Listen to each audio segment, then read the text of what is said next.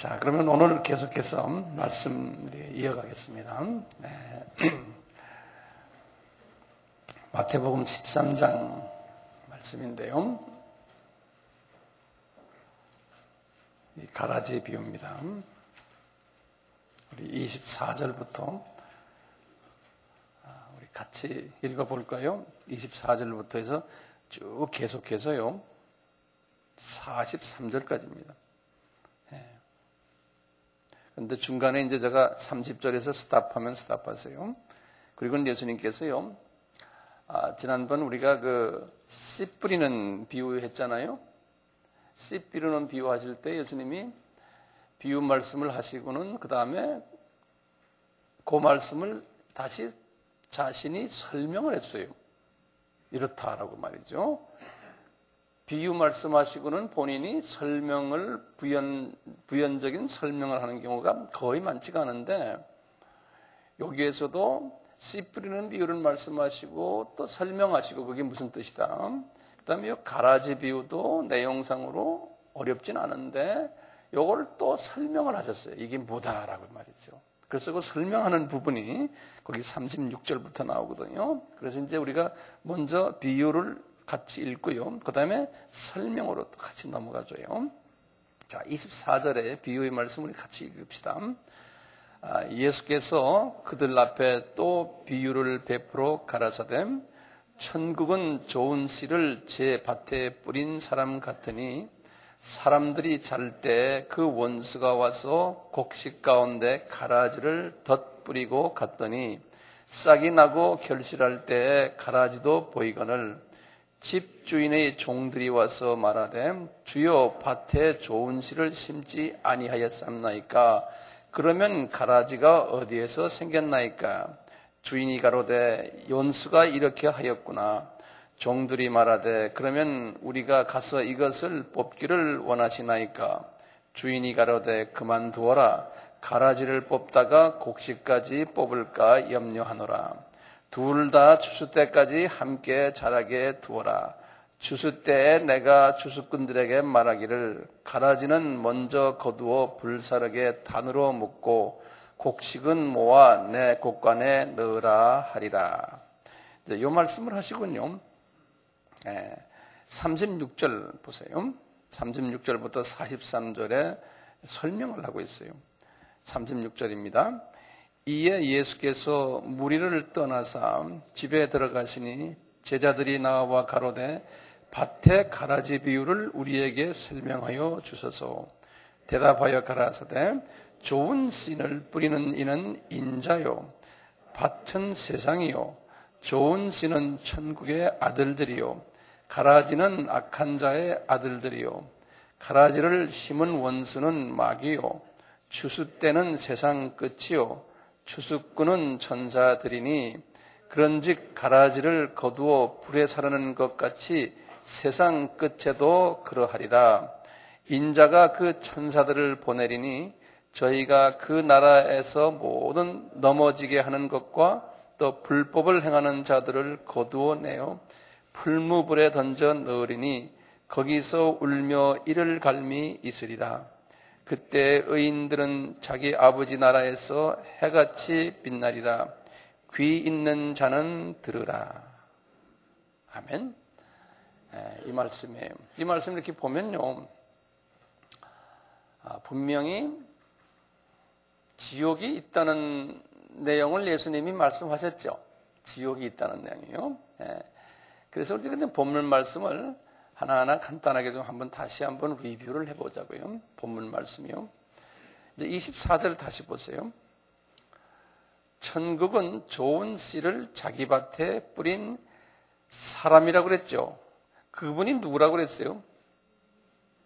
예수님께서 말하기를 자신이라는 거예요. 예수님이 좋은 씨를 뿌린 분이네요. 그런데 어디다 뿌렸어요?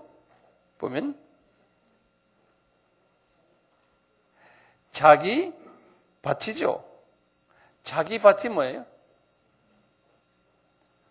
자기 밭을 아까 설명해서 예수님이 뭐라고 그랬어요? 이 세상이라고 그랬어요. 이 세상. 그러니까 이 세상이, 우리가 살고 있는 이 세상이 예수님의 밭이에요. 여기에다가 예수님이 뭘 뿌렸냐면 좋은 씨를 뿌렸다는 거예요. 좋은 씨가 뭡니까? 좋은 씨는 하나님의 말씀이죠. 이것을 우리가 다시 생각을 하면요. 아하, 예수님이 십자가에서 피를 흘리셨다. 이렇게 생각하시면 돼요. 십자가 피 흘리는 그 사건 때문에 우리가 새 생명을 얻게 된 거예요. 역사적인 측면에서 이렇게 우선 생각해 보세요. 십자가에서 피를 흘리시고는 예수님의 제자들에게 지상명령을 주시고 나가서 열심히 예수가 누군지를 전해라. 이렇게 했다라고 보세요. 그런데 천국이라는 건요. 예수님이 지금 말씀하시는 이 천국이라는 것은 저 3층천에 있는 저기만이 아니고 우주 전체 여기만이 아니고 지금 이 세상도 천국의 일부분이에요. 우리가 지금 살고 있는 이 세상도 지금요. 왜냐하면 예수님이 천국 하면요. 왕이 있잖아요. 예수님이 우주의 왕이세요. 지금요. 이 세상 지금도 왕이세요. 여기에. 그래서 우리가 주님 그러잖아요. 그와 같이 지금 이 세상도 하나님이 예수님이 다스리는 지금 나라예요. 여기가. 그래서 예수님은 지금 천국에 가는 이 마태복음 13장의 천국은 뭐냐면 우리가 살고 있는 이 세상, 예수님이 통치하시는 이 세상이에요. 이 세상에 씨 뿌리는 비유를 들어서 하나님의 자녀가 네 가지가 있다. 이렇게 말씀하시군요. 지금 여기에서는 뭐냐면 이제 하나님의 자녀들이 있는데 그 안에는 뭐가 있냐면 하나님의 자녀들만 있는 게 아니고 마귀의 자녀들도 이곳에 살고 있다라는 거예요. 마귀의 자녀들도. 네. 자, 오늘 말씀 상당히 중요한 말씀이니까 정신 바짝 차리고 잘 들어보세요. 네. 25절 보세요. 25절에 사람들이 잘 때, 이 사람들이 잘 때 그랬죠. 사람들이 잘 때 그러면 한번 읽어봐요. 사람들이 잘 때 그 원수가 와서 곡식 가운데 가라지를 덧뿌리고 갔다는 거예요. 이 사람들이 잘 때란 말이 뭡니까? 이 사람들이 누굴까요? 이제 복음을 전하라고 이제 제자들이 막 나가고 이제 1세기, 2세기, 3세기 계속 나가는데 그때 사람들이란 거는 나중에 보면 예수님의 다시 말하면 목사님들, 선교사님들, 제자들이에요. 이 사람들이 영적으로 눈이 어두워졌다는 거예요. 눈이 어두워져 가지고 이분들이 교회가 세속화가 돼 가지고 이 복음을 잘 보호를 못하는 거예요. 그래가지고 원수가 와서 곡식 가운데다가 가라지를 쫙 뿌리고 갔다는 거예요. 예수님이 지금 이렇게 말씀을 하시는 거예요. 근데 이것은 예수님이 지금 예언적인 말씀 아니에요. 예언적인 말씀. 그렇죠? 그러니까 이런 일들이 일어날 것이라는 거예요. 그렇죠? 진짜 일어났거든요. 그러다 보니까 열심히 복음을 전하는데 가라지들이 말이죠. 이 가라지라는 게 뭐냐면요. 가라지라는 건 잡초를 얘기해요. 잡초.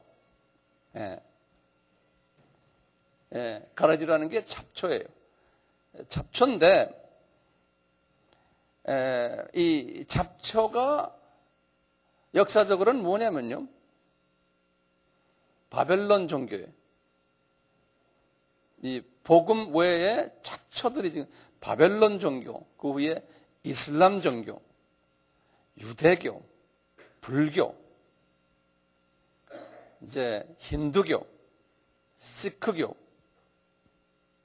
기독교 외에 모든 잡다한 종교들이 토속 종교, 이 정령 종교, 유교, 도교, 일본의 신도, 청가학계 일본에요. 그다음에 미신 숭배하거나 우상 숭배하는 모든 잡다한 이러한 가라지들이 잡초들이 전 세계에 쫙 퍼진 거예요. 예수님이 그것을 다 예언한 거예요. 이렇게 될 것이다. 네. 그러니까 27절에 보시면 집주인의 종들이 와서 말하되, 집주인의 종들이란 것은 교계의 지도자들이고 또는 우리 크리스찬들이에요. 이 예수님의 종들이 와서 주여 밭에 좋은 씨를 복음을 잘 뿌려놨는데, 예? 그런데 왜 가라지가 여기저기에서 막 생겨납니까? 그러는 거예요. 예. 왜 이렇게 세상이 가라지가 많습니까? 그러니까 28절에 주님의 대답에 주인이 가로되 원수가 이렇게 하였구나, 이렇게 하는 거예요. 예수님이 지금 이 스토리를 미리 다 아시고는 지금 미리 말씀을 원수가 이렇게 하였구나. 그러니까 다시 말하면 이제 이런 종교들이 일어날 것을 예수님이 다 미리 다 말한 거예요. 이렇게 할 것이라는 거예요. 네. 예언적인 말씀이에요. 그래서 원수가 그래서 이렇게 말씀하는 거예요. 28절 보세요. 원수가 이렇게 말했구나. 종들이 말하되 그러면 우리가 가서 이것을 뽑기를 원합니다. 그러는 거예요. 이제 가서 이제 그 종교를 우리가 박멸하는 거예요. 예? 그러니까 예수님이 29절에 주인이 가로되 가만두어라. 가라지를 뽑다가 그 진짜 복음인 곡식까지 뽑을까 염려하느라 그러는 거예요. 그러니까 예수님은 곡식에 대한 사랑이 엄청나요. 이 복음에 대한 사랑이. 그러니까 이러다가 이 복음까지 변질될 가능성이 있다는 거예요. 그러니까 둘 다 30절에 보세요. 둘 다 추수할 때까지 함께 자라게 놔둬라 그러는 거예요. 추수란 건 뭡니까? 심판입니다. 예수님이 그랬잖아요.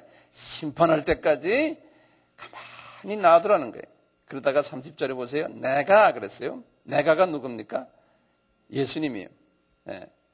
내가 추수꾼들에게 천사들에게 말하기를 가라지를 먼저 거두어 불사르게 단으로 묶고 곡식은 모아 내 곳간 천국에 넣어라. 이렇게 예수님이 이 1세기부터 시작해서 이제 마지막 종말 때까지 일어날 일들을요, 있는 어떤 측면에서 말하냐면은, 이 세상에는 기독교인들도 있지만 비기독교인들이 엄청나게 많을 것을 이야기하는 거예요.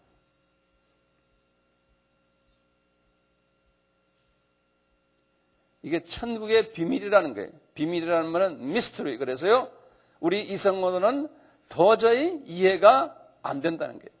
그러니까 인간이 인간의 이성으로 이런 걸 이해하려니까 별난 학설이 다 나오고요, 별난 신학이 다 나오고 그러는 거예요.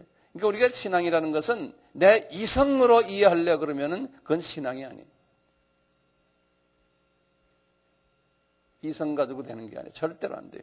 내 이성으로 이해하려고 하면 우리가 지금 당장 내가 죽는 순간에 내 이성으로 이것을 어떻게 이해해요? 예? 이거 살려주십시오? 안 돼요. 예수님이 가자 그러면 가야 되는 거예요. 이성 가지고 하는 건 건강하고 좀 배가 좀 뚱뚱하고 뭐가 좀 편할 때 이성 가지고 이야기하죠. 정말 마지막 순간에 딱 올 때는 이성이란 거는 이걸 해결한대요. 그러니까 우리가 이성은, 복 있는 자는 이성이 중요하지만요, 그 이성을 절대화하면 안 돼요. 이성이나 지식이나 이런 걸 절대화하다 보면 그건 우둔한 사람이에요. 굉장히 우둔한 사람이에요. 자, 보세요. 자, 이 비유를 보면서 우리 이 비유를 한번 간단하게 분석을 해보면요, 첫째요, 이 비유 속에는 뭐가 있냐면, 이 세상에는 두 가지 사람들이 살고 있구나라는 걸 우리가 알 수 있어요. 그렇죠? 동의하세요? 이 세상에는 어떤 사람들이, 두 가지 사람들이, 예수님이 그랬어요. 38절에 보면 좋은 씨는 천국의 아들들이고, 또 38절에 가라지는 악한 자들의 아들들이다. 마귀의 자녀들이라는 게. 그러니까 이 세상에는 두 가지의 사람들이 살고 있다는 거예요. 두 번째는요, 이 전체의 비유 속에서는 뭐가 있냐면, 마귀의 자녀들이 하나님의 자녀들과 함께 살도록 허락하셨다는 거예요. 세 번째는요, 이 세상에 사는 동안에 마귀의 자녀들을 심판하지 않는 거예요. 가만 놔둬요. 그래서 지옥에 보내질 않아요. 마귀의 자녀들이 지금 죽으면은 어딜 가냐면 음부에 가요. 지옥에 안 가요. 나중에 가서 이제 심판 후에 음부에 있는 마귀의 자녀들을 지옥으로 옮겨버려요. 이 말은 무슨 말이냐면요, 하나님이 이 세상에 악이 존재하도록 허락하신 거예요. 악이 존재하도록 허락하셨어요. 네, 가라지를 허락하셨어요. 네 번째는요, 일을 하시다가 보니까요, 한참 있다가 때가 되면은 심판이 오는데, 심판이 꼭 있다는 거예요. 심판이 꼭 있는데 심판 때 가서 천사들을 시켜가지고 마귀의 자녀들을 다 모아서 지옥불에 집어넣겠다는 거예요. 이것이 천국의 비밀이라는 거예요. 예수님은 여기에서 가라지라는 표현을 썼거든요. 가라지요. 가라지는 이 헬라 말로 뭐라고 그러냐면 지자니온이라고 그래요. 지자니온.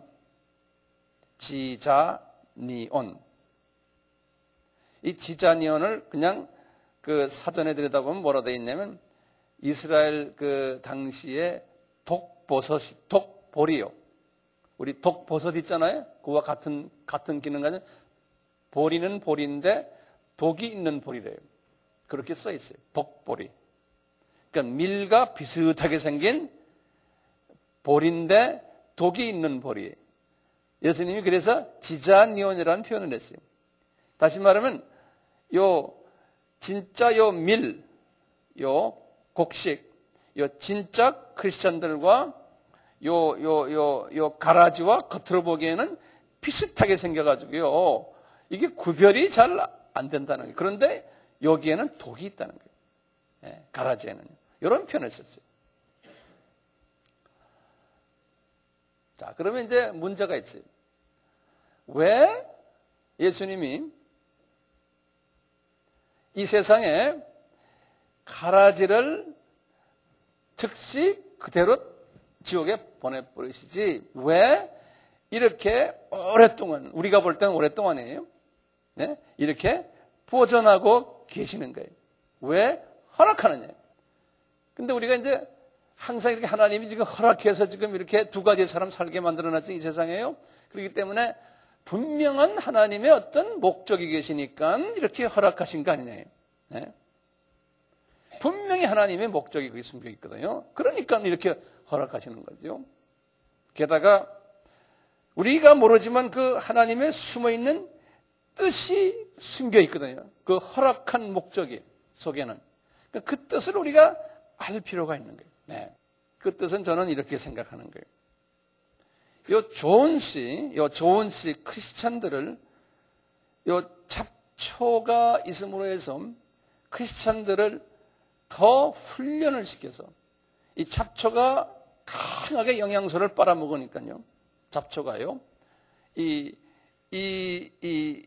진짜의 곡식이 자생력을 가지기 위해서 이 곡식이 잘 자라나도록 이 잡초의 공격에서 이겨나가면서 이 자생력을 키워주기 위해서 하나님께서 잡초들을 허락한 것 같아요.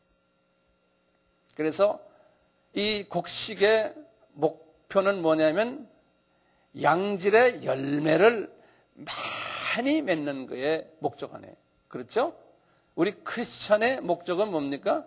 하나님의 복음을 우리에게 주신 목적은 양질의 많은 열매를 맺게 하는 거거든요. 이 말은 뭡니까?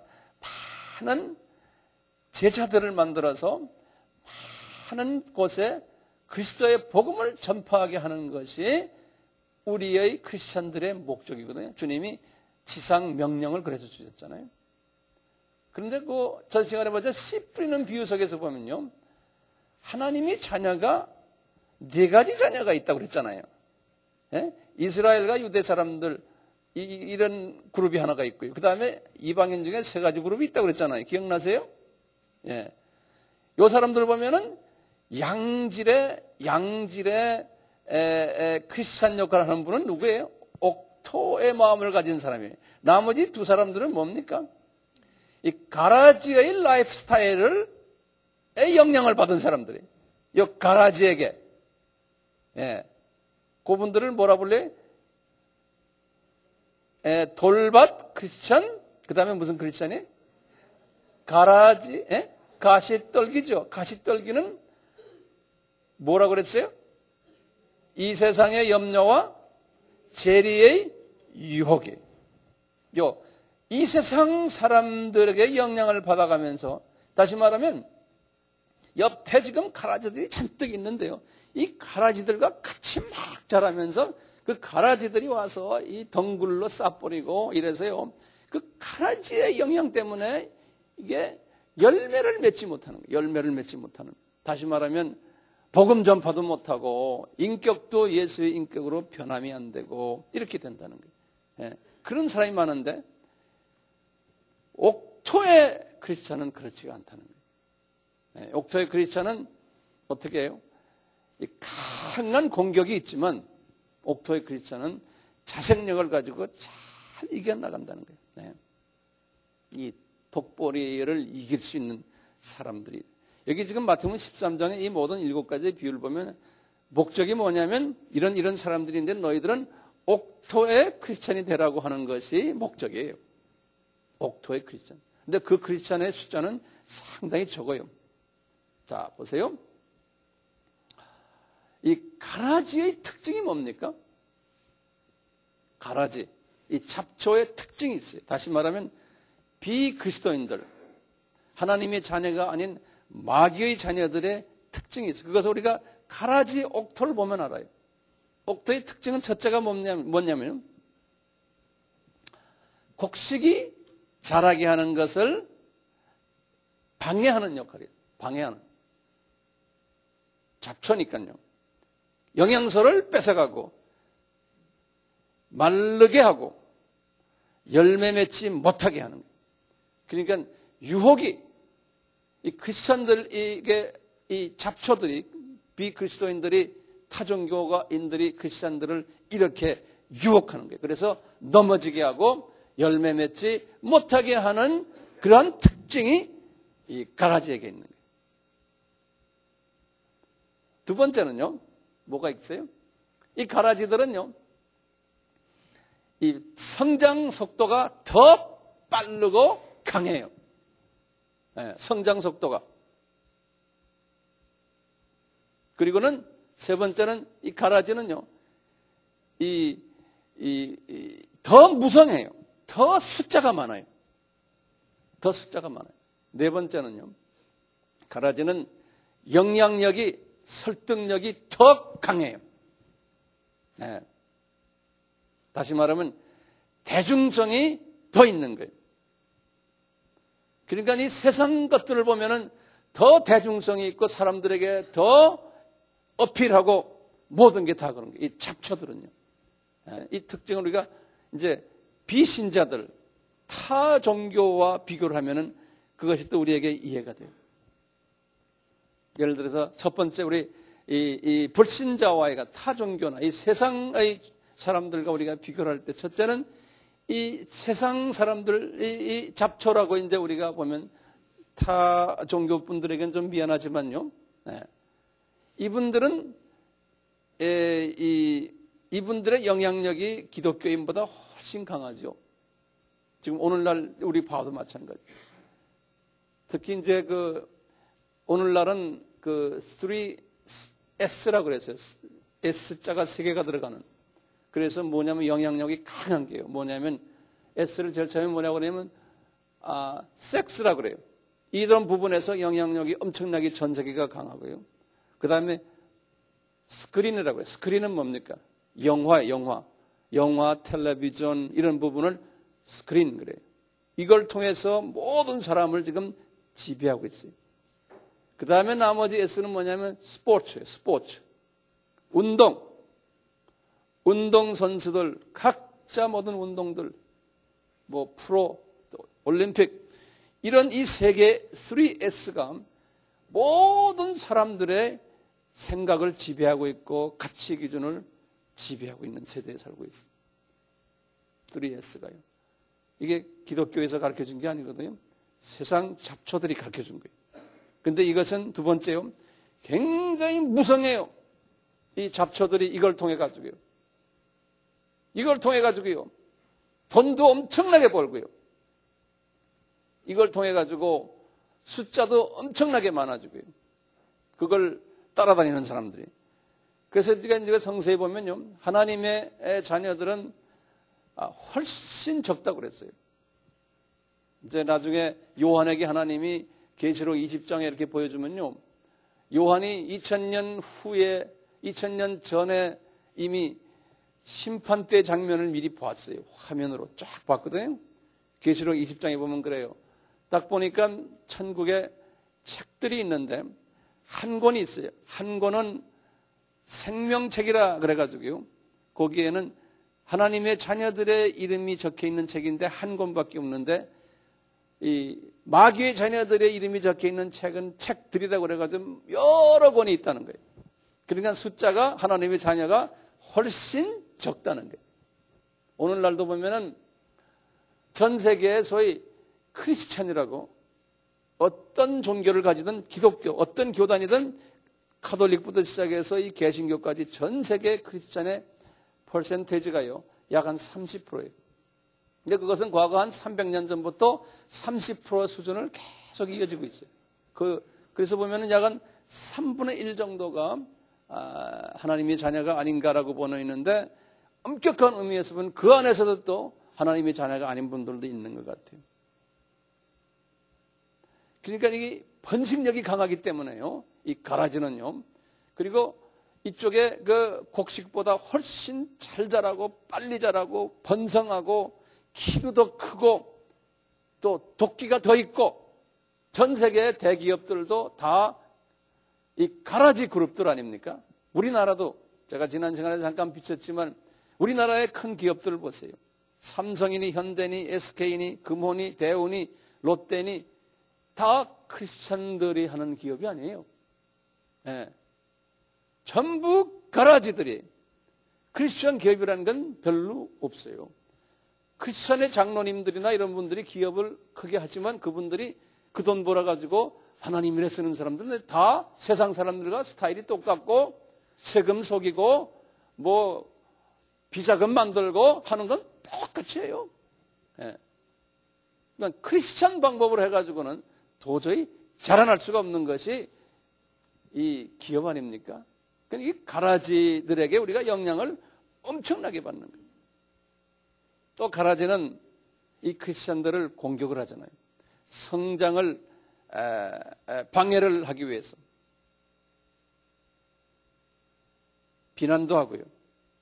그러니까 우리는 항상 그 가라지들에게서 공격을 받게 돼 있고 비난을 받게 돼 있고 유혹을 받게 돼 있고 멸시를 받게 돼 있는, 하나님이 그렇게 만들어 놓은 거예요. 그러니까 가라지를 뽑지 말아라, 그대로 놔두라는 거는, 크리스찬들은 이 세상에 살면서 항상 이 어려움을 당하게 하나님이 허락하셨어요. 예, 크리스찬은요. 그러니까 우리가 크리스찬을 보면 우리가 교회 나오면 뭐가 잘 된다, 교회 나오면 뭐 돈도 많이 번다, 이거는 복음의 아주 미시적인 한 분야예요. 심지어는 예수님을 섬기면은 어떻게 돼요? 더 어려움이 오고 핍박이 오고 돈도 덜 벌게 되고 이렇게 되게 돼 있는 거예요. 그 다음에요, 5번째로 잡초는 뽑기가 쉽지가 않아요. 예, 제거를 할 수가 없어요. 왜냐하면요, 너무나 촘촘히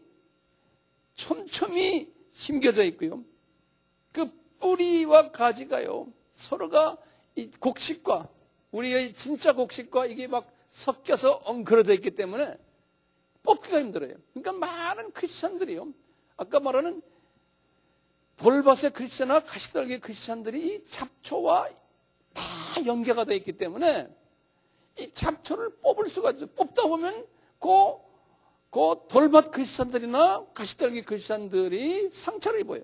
그러니까 크리스찬들이 다 대부분 다가 이 세상과 연계되어 있기 때문에 세속화되어 있는, 세속화. 네. 서로가 보기에도 비슷하게 생겨서요, 구별하기 힘드니까요, 뽑을 수도 없어요. 그렇게 지금 돼 있는 거예요. 예수님께서 이 세상이 그렇게 될 거라는 거예요. 자, 문제는 어떻게 이 세상이 이렇게 됩니까? 왜 하나님이 이렇게 하실까요? 이게 궁금치 않아요? 네? 왜 그냥 잡초를 싹 없애버리고 처음부터, 그리고는 그냥 좋은 사회를 만들어서 나중에 우리를 천국에 보내면 될 텐데 왜 이렇게 잡초를 허락하셔서 이랬습니까? 라고 질문하는 것이 일반적인 질문이에요. 그런데 예수님께서는 그래요. 천국의 비밀은 니네들이 이해 못하는 나의 하나님의 예수님의 나의 뜻이 있다는 거예요. 그래서 잡초들을 이렇게 쫙 그냥 놔뒀다는 거예요. 자, 주님의 뜻이 뭘까요? 주님의 뜻은 복음을 하나님의 자녀되는 사람들에게 이제 전하게 하는 거예요. 그래서 열매를 많이 맺게, 다시 말하면 세계 복음화인데요. 이 세계, 이 하나님의 자녀가요, 이제 이게 칼빈주의라고 그래요. 칼빈주의라는 건 예정론이고 하나님의 자녀가 많지 않다는 거예요. 칼빈주의는, 칼빈이라는 사람이 이제 말한 건데요. 하나님의 자녀가 많지 않은데 그 중에 하나님의 자녀가 있는데 그 자녀들에게 자녀권을 주기 위해서 하나님의 자녀들 중에 일부가 복음을 전하다 보면은 그 사람들에게 전하라는, 그러면 너희들의 말을 듣고는 복음을 받아들인다는 거예요. 전 세계 인구들 중에 소수가 그 복음을 전하는 일을 누가 해야 되는데 그 일을 하는 사람들이 어떤 사람이냐면 옥토의 마음을 가진 사람들이 그 일을 하게 된다는 거예요. 옥토의 마음을 가지지 않고는 이 일이 안 된다는 거예요. 그래서 옥토의 마음을 가진 사람들이 열매를 맺는다고 그랬지. 어떤 열매? 30배, 60배, 100배의 열매를 맺는다는 거예요. 자, 이 옥토의 마음을 가진 사람을 하나님이 관심을 가지고 요 사람들을 통해서 복음을 전하게 열매를 맺게 하시겠다는 거예요. 자, 그러면 요 사람들을 하나님께서요 쓰시기 위해서 요 사람들에게 이 하나님이 강한 훈련을 시키겠다는 거예요. 요 사람들을 영적 훈련이요. 그래서 가라지를 허락해가지고 크리스찬들이 많지만 대부분의 크리스찬들은 가라지화되어 가지고 있다가 천국에 가지만 그 소수의 특수 공수부대라고 그럴까요? 예? 이 특수 요 사람들은 강하게 훈련받아 가지고 이 가라지화되지 않고 옥토가 돼 가지고 많은 열매를 맺게 하겠다는 거예요. 그래서 요 많은 열매를 맺게 하는 그 일을 하기 위해서 소수의 옥토의 사람들을 만들기 위해서 가라지를 허가해 가지고 가라지가 이 세상에서 그렇게 퍼지게 하겠다는 거예요. 이것도 우리의 이성으로는 이게 이해가 잘 안 되는 거예요. 지금 하나님이 그렇게 하겠다고 예수님께서 하시니 어떻게? 그래서 과거 2000년 동안 이 일들을 해오신 거예요. 1세기 때도 보세요. 바울이라는 사람을 딱 잡아가지고요. 그 사람을 옥토화해야지만 그 양반이 복음을 전할 수 있잖아요. 그러니까 하나님이 이분 그래도 귀족 출신이고 공부도 많이 한 사람이고 아주 인텔리겐자인데요. 이 사람을 그냥 잡아다가 하나님께서 그냥 형편없이 훈련을 시킨 거예요. 감옥에 집어넣고 사람들에게 매도 엄청나게 많고 강도들의 위험도 많이 당하고, 네? 이분이 자기 그 모습들을요 고린도후서 11장 23절에서부터 27절에 아주 써놨어요. 네? 이 사람 저 사람이 나를 핍박하고 거짓 형제들이 나를 위협하고 배도 엄청나게 고팠고 목도 마르고 굶고 헐벗고 나중에 63세가 되는 해는 이분이 목이 잘려가지고 죽임을 당하기까지 이런 일들을 하나님이 하신 거예요. 그뿐입니까? 예수님도 이런 고통을 다 당하시고 하나님이신데 베드로도 이렇게 했고요. 스데반이도 이렇게 했고 초대교회의 모든 순교자들이 전부 이런 과정을 거쳤어요. 네, 이 가라지에게 핍박을 받아가면서 그러면서 이분들은 가라지에 핍박이 있을 때마다 더욱 예수님만 바라본 거예요. 우리 아까 찬성석에도 그렇잖아요. 예수님만 바라본. 자, 이런 사람들이 되는데 우리도 이런 사람이 우리 우리 가족들이 돼야 되거든. 이것도 내가 노력해서 되는 게 아니에요. 이건 하나님이 전적인 은혜. 내 머리로 되고 싶다 안 돼. 이 칼빈주의는 그렇기 때문에 은혜 이 얘기.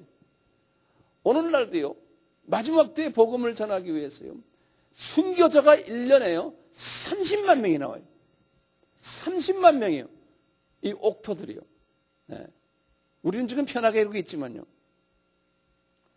나중에 주님께서 그러셨어요. 계시록 6장에 보면요. 주님의 재림 전까지요. 이 순교자의 숫자가 차야 된다. 이렇게 말씀하셨어요. 순교자의 숫자가 하나님이 정해놓은 숫자가 있어요. 그러니까 이 옥토의 사람들 중에서요. 예? 완전히 예수님처럼 십자가에 죽는 사람들이 숫자가 있다는 거예요. 이런 사람들이 숫자가 차야 된다는 거예요. 지금 그러니까 중국의 가정교회에서도 많은 순교자들이 나오고 있고 핍박이 엄청나고요. 경제적인 핍박, 정치적인 핍박, 종교적인 핍박이 지금 여기저기 많잖아요. 중국 가정교회, 소련에 있는 교회들, 모슬렘에 있는 교회들, 힌두 지역에 있는 교회들, 크리스찬들. 이런 분들이 엄청난 핍박을 받지만요. 이분들에게는 그게 복 있는 자들이에요.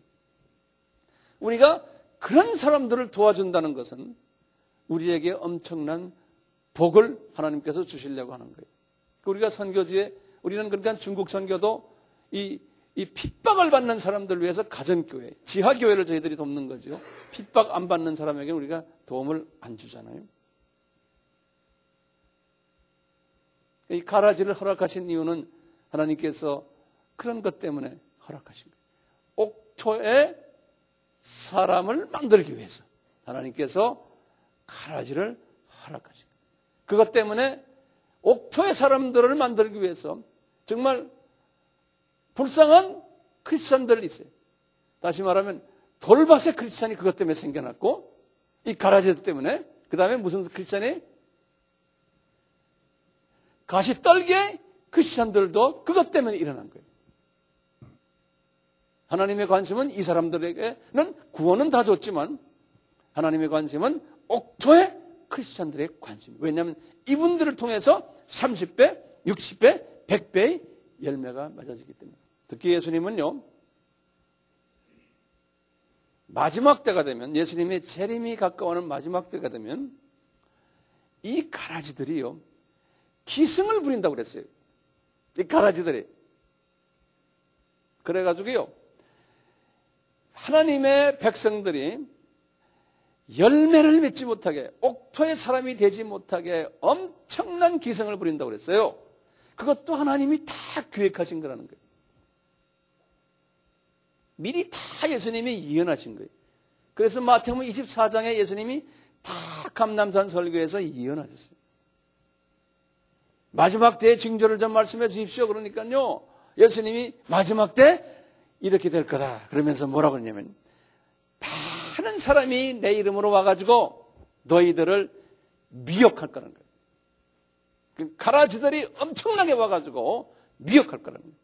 그 다음에 가라지들끼리 서로 민족과 민족이 싸움하고 나라와 나라가 싸움하고 지금 전 세계가 지금 싸움이 얼마나 많습니까?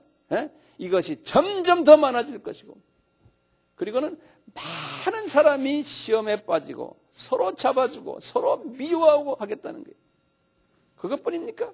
많은 사람이 이 옥토의 크리스찬들을 환난으로 넘겨주겠고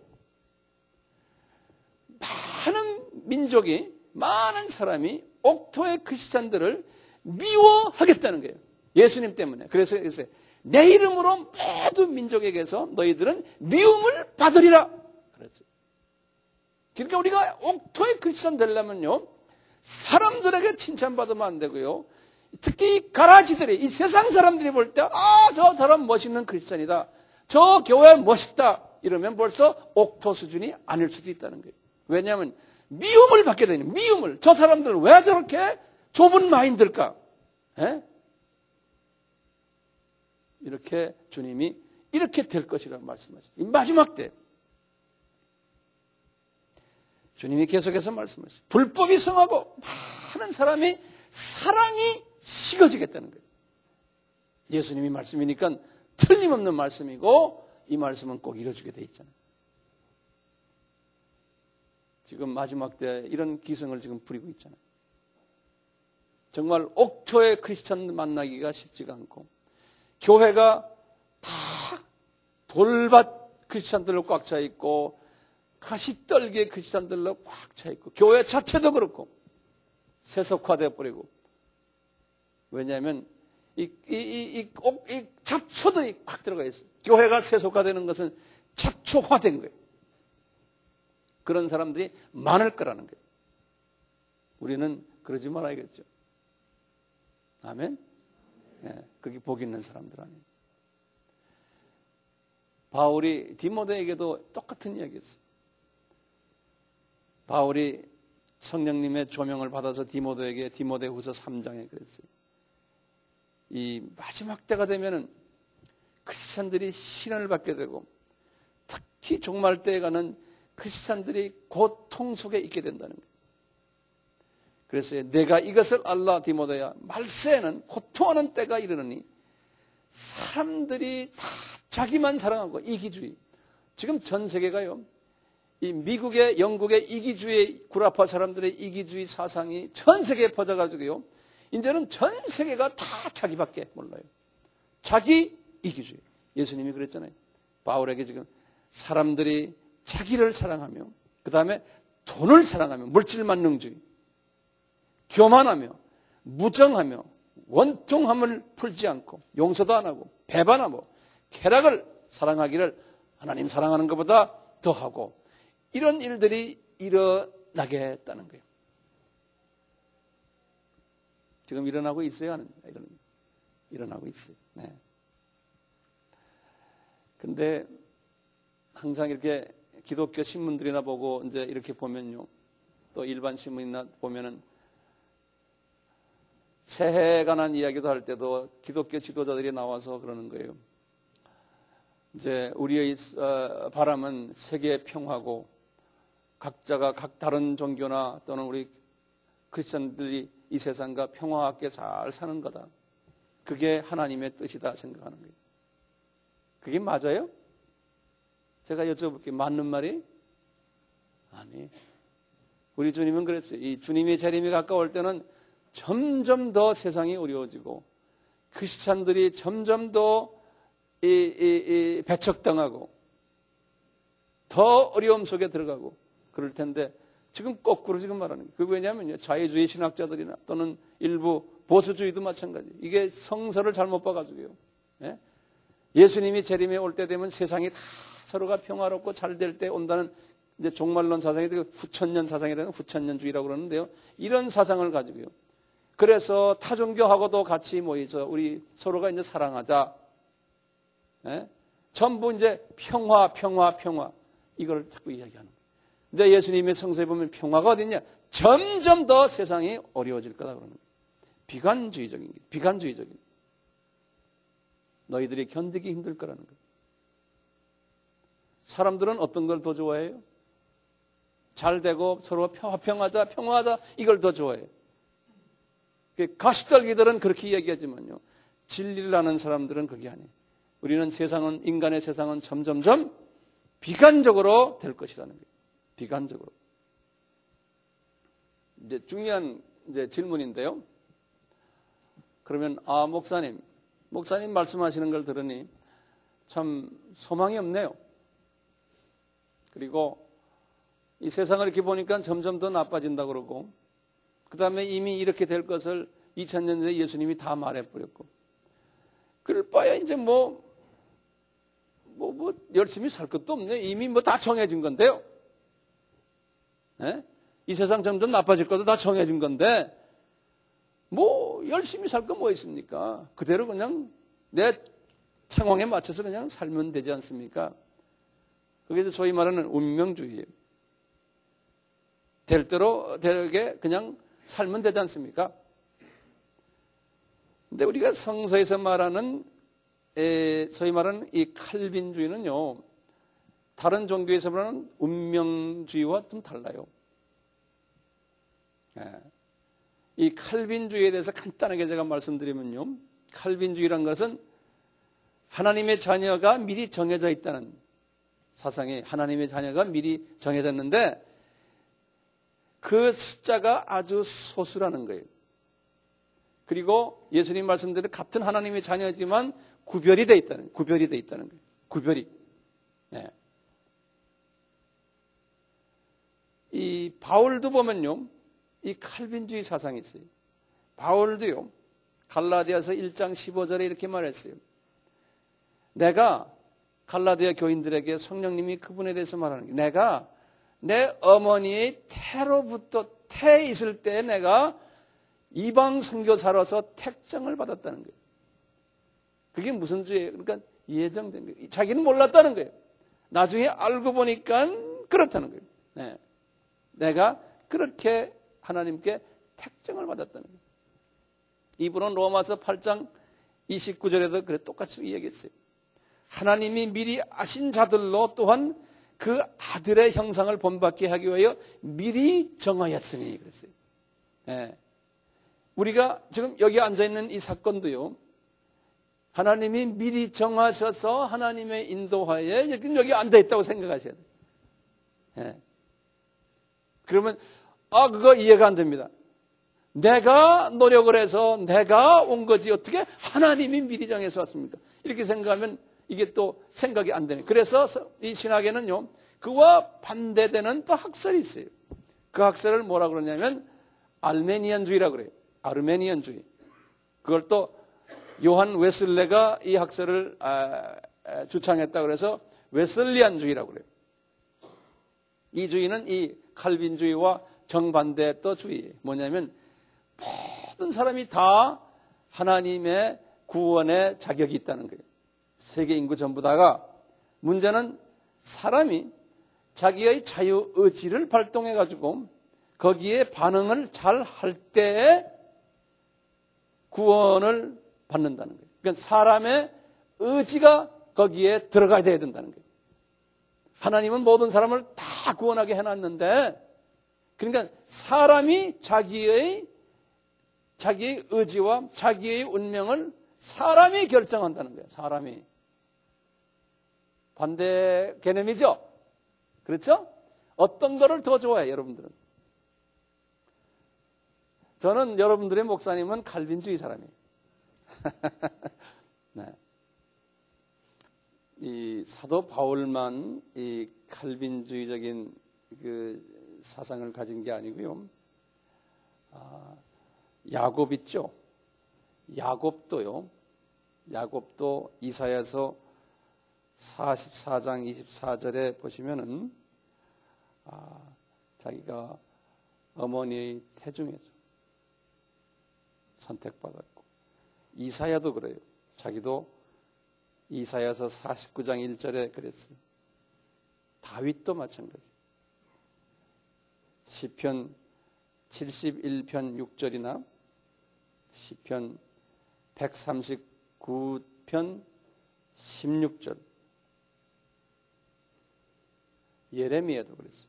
예레미야서 1장 5절이나 보면요, 예레미야서 1장 5절 이렇게 돼 있어요. 이제 예수님이 여호와 이름으로 말씀하신 거예요. 예레미야야, 너를 복중에 짓기 전에 내가 너를 알았고, 내가 태어나기 전에 너를 구별하였고, 너를 열방의 선지자로 세웠느니라. 그러니까 이분들은 나 같은 사람이 어떻게 이런 선택을 받을까요? 그러니까 자기는 한 것이 없는 거예요. 그런데 나 같은 사람이 왜 이런 선택을 받았을까요? 그러니까 감격이 있고 감사가 있고 눈물이 있는 거예요. 내가 열심히 해서 내가 이런 선지자가 되었다 하면 감격과 감사가 없어요. 내가 노력을 해서 했다면. 그렇기 때문에 이 칼빈주의는 가장 중요한 단어가 있어요. 하나가 뭐냐면 은혜라는 단어예요. 은혜. 나의 어떤 선한 행위나 나의 어떤 머리와 나의 어떤 것들로서 내가 이렇게 지금 오늘날의 내가 된 것이 아니고 하나님의 전적인 은혜구나. 우리가 하나님의 자녀가 된 것도 사도 바울이 에베소 교회에 하신 말씀 그대로, 에베소 2장 8절과 9절에 그랬어요. 너희들이 행위에 의해서 구원받은 것이 아니고 하나님의 전적인 은혜로 말미암아 믿음으로 너희들이 구원을 받았다. 믿음으로. 은혜다는 거예요. 그래서 이사야 선지자에도 그랬어요. 하나님이 이사야서 64장 6절에 그래서 너희들이 인간이 어떤 행위, 그것은 하나님의 눈으로 볼 때는 다 걸레 쪼가리 같다는 거예요. 우리가 무슨 행위 가지고 하나님 앞에 의롭게 될 수 있지 않다는 거예요. 그래서 이런 칼빈주의를 선호하는 교단들이 있어요. 이런 교단들이 장로교, 침례교, 하나님의 성회, 다시 말하면 순복음으로 하나님의 성이라고 그래요. 그 다음에 개혁 교단들, 이런 쪽의 사람들이 이 칼빈주의를 선호하고요. 이 알메니안주의라고 아까 말씀했잖아요. 이 알메니안주의는 대부분의 큰 교단들이 다 이 사상을 가지고 있어요. 예컨대 로마 가톨릭,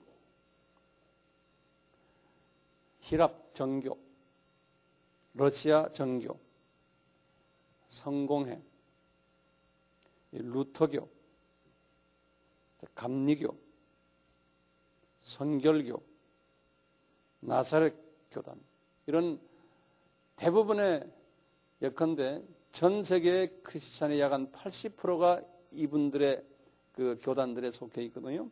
대형 교단들이, 오래된 교단들이 다 이 알메니안주의, 웨슬린 이 사상에 영향을 받고 있어요. 그렇다고 우리가요, 이 웨슬리의 교단이 그럼 이단이냐? 그렇진 않아요. 저는 칼빈주의 사람이지만 칼빈주의만을 주창하는 사람은 또 아니에요. 이 알메니안주의와 칼빈주의가 이 동시에 공존하고 있다고 보는 사람이에요, 저는요. 하나님은 웨슬레를 통해서도 하나님이 복음이 전파됐고, 또 칼빈에 의해서도 하나님의 복음이 전파됐어요. 예를 들면 하나의 예를 하나 들어볼게요.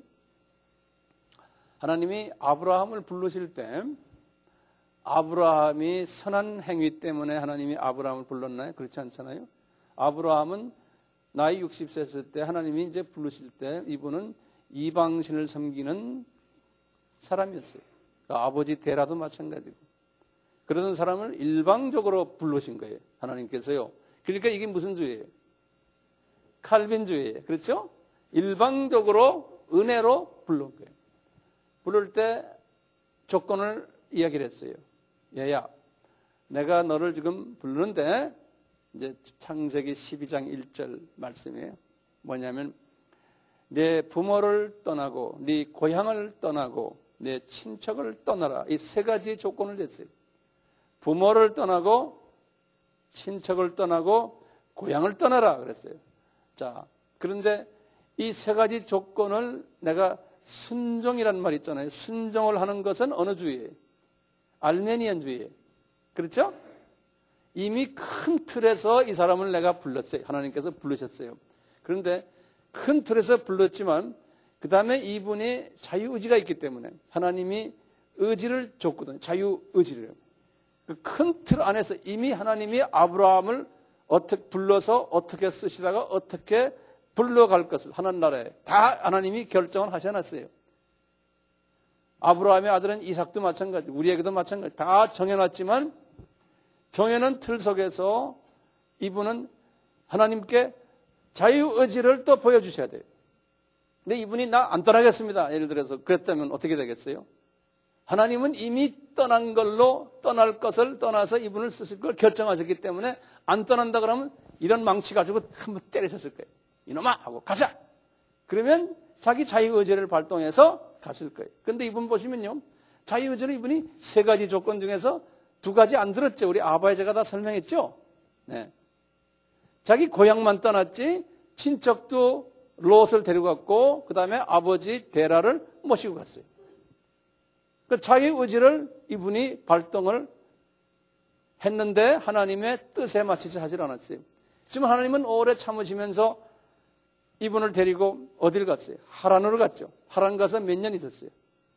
15년을 있으면서 기다리신 게 하나님은요.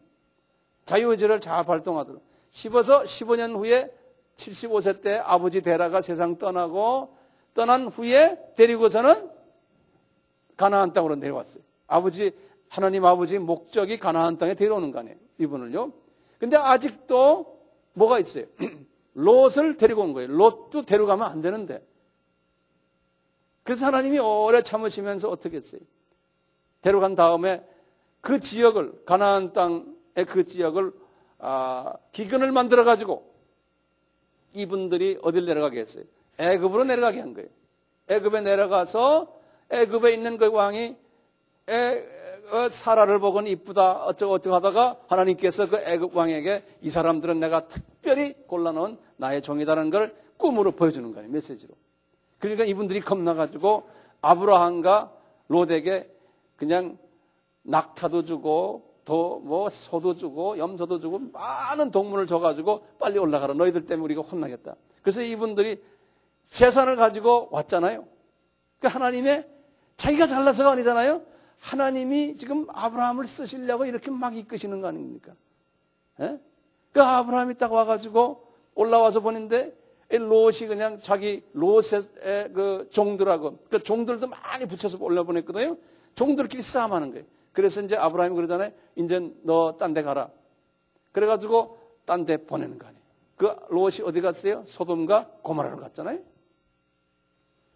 이렇게 보내놓은 거 이제 아브라함이 혼자 딱 됐을 때 하나님이 그때부터 아브라함과의 계약을 설명하는 거예요. 아브라함아, 이제 됐다. 그러니까 그렇게까지 되려면 야간 20년 가까이를 주님이 기다리신 거예요. 하나님이 계획을 이루시기 위해서. 그래갖고 아브라함 보고 그러는 거예요. 내가 너 서 있는 이 땅 한번 쳐다봐라. 가나안 땅에 지금 이스라엘 땅에 이 땅을 다 네 자손들에게 줄게. 그러시는 거예요. 그러면서 나중에 있다가 뭐냐 하냐면 얘야, 네 자녀들이 언젠가는 이방 나라에 가서 400년 동안 종로를 타다가 다시 이 땅으로 오리라. 이걸 다 주시는 거예요. 그러니까 하나님이 계획이 그분에게 이제 이루어지지만 이분이 자유의지를 발동을 잘 해야지만 하나님이 계획이 그때 하나님이 말씀해 주십니다. 그러니까 하나님이 정해놓은 사람은 자유의지를 하나님의 뜻대로 발휘하도록 하나님이 또 이끄세요. 불순종했을 때도 기다리시면서 이끄시는 거예요. 그러니까 여기 앉아있는 분들 중에 어떤 분들 하나님이 이미 다 여러분들 라이프에 이미 다 결정했지만 과거 40년 50년 동안 준비도 안 되고 있는 거예요. 바울이나 똑같아. 바울도 30년을 이미 어머니 태 속에서 하나님이 결정했지만 하나님이 30년은 하나님을 모르게 예수님을 모르게 만들어놨어요. 구약의 성부 하나님만 알게 하고요. 그러듯이 하나님이 여러분들 중에서도 지금 앞으로 어떻게 하나님이 쓰실지 몰라요. 이 자리에 와 앉아있는 이 모습도 지금 앞으로 하나님이 여러분들 계획 속에서 어떻게 쓰시려는 그 계획이 계신데 그 계획 속에서 지금 아미교회 안 갈래 이러다가 하나님이 어떻게 해서 오게 한 거예요. 그냥 자유의지 절반 발동하고 또 누구의 관건도 있고 해서 어떻게 왔는데 와보니 이렇게 됐구나. 그러니까 이게 하나님의 은혜구나. 어떤 남자들은 내가 마누라 잘 만나 이렇구나 이렇게 생각하는 사람도 있을 테고 거꾸로 또 여자들은 내 남편 잘 만나 그렇구나. 어떻게 됐든 여기까지 하나님이 이끌어 주신 거예요. 이건 이것이 내 잘나서가 아니라는 거예요. 뭐예요? 하나님의 은혜. 하나님의 은혜라는 거예요. 그러니까 이 은혜를 우리가 생각할 필요가 있어요. 자, 제가 결론적인 말씀드릴게요. 이 가라지가 우리에게 주어진 것도 이것도 하나님의 계획이고 이 세상이 이렇게 지금 복잡해지고 이 가라지가 기승을 부리고 세계가 평화가 점점 없어지고 더욱 전쟁이 일어나고 부패하고 이렇게 하는 것도 이게 하나님의 계획이고 이 계획인데 그냥 계획이 아니에요. 이 속에서 교회가 부패해지고 세속화되지만 그 속에 조그마한 무리들 옥토를 하나님이 강한 옥토를 만들기 위해서 하나님이 이렇게 하신다는 거예요. 왜냐하면 그 옥토들을 통해서 하나님의 뜻이 이루어지기 때문에 그러는 거예요. 예? 문제는 이거예요. 그러면 지금 이 세상에서요, 주님, 나에게 은혜를 주셔서 내가요, 옥토가 되면 얼마나 좋겠어요? 이제는 제가 알겠습니다. 나를 옥토로 좀 만들어주세요. 근데 이게 내 힘으로는 안 됩니다. 뭐로 됩니까? 은혜를 베풀어 주시면 되겠습니다. 그러니까 이 은혜를 나에게 베풀어 주세요. 세상은 험하고 부패되어 있고 세상은 전부 좀 나쁘게 가는데 내가 이 속에서 주님 나를 끄집어내셔서 나를 옥토로 만들어주세요. 그리고 주님 내 자녀들에게도, 우리 부모님들이 그러는, 내 자녀들에게도, 지금 내 자녀들이 나가서 세상에 지금 이렇게 뛰놀고 있지만 주님 바울에게 주셨던 은혜처럼, 예레미야에게 주셨던 은혜처럼, 많은 주님의 선별된 옥토들을 주님이 미리 다 만드셔서 은혜 베풀었던 것처럼 나만이 아니고 내 사랑하는 자녀들도 언젠가는 이 은혜를 받도록, 지금은 내 아들놈, 내 딸놈들, 내 속썩이고 세속화되고 이랬지만 언젠가는 주님 바울에게 주셨던 그 은혜를 우리 아이들에게도 베풀어 주세요. 그러니까 우리의 기도가 뭐냐면, 예수님 은혜를 베풀어 주세요. 나에게도, 그리고는 이 민족 위에도, 우리나라의 크리스찬들 속에서도 이 은혜 받은 옥토들이 많이 나오게 해주시고, 이 나라의 교계 지도자들도 이런 옥토들이 많이 나오게 해주시고, 그리고 우리가 섬기는 선교지에도 그곳에 있는 크리스찬들과 지도자들과 선교사들에게도 주님 이 마지막 때에 주님이 요긴하게 쓰시는 옥토들이 많이 나오게 해주십시오. 이 가라지들은 엄청나게 많지만 주님 그 속에서 소중한 옥토들 우리가 되게 해주시고, 내 자녀들이 되게 해주시고, 우리 아미 식구들 되게 해주시고, 또 전 세계에 있는 모든 주님의 자녀들 중에서 이런 사람들만 주님 우리가 만나게 해주시고, 이런 사람들과 하나가 되어서 이 마지막 때에 주님의 뜻을 이루는 이 소그룹이 되게 해주세요. 저의 소원이, 예수님이 이제 이것을 깨닫게 하시곤 이 가라지 비유를 우리에게 주죠. 이 말씀이 우리 모두에게 그대로 적용돼서 우리 주님 앞에 매일 은혜를 받는 우리 모두가 되기를 예수님의 이름으로 축원합니다. 아멘.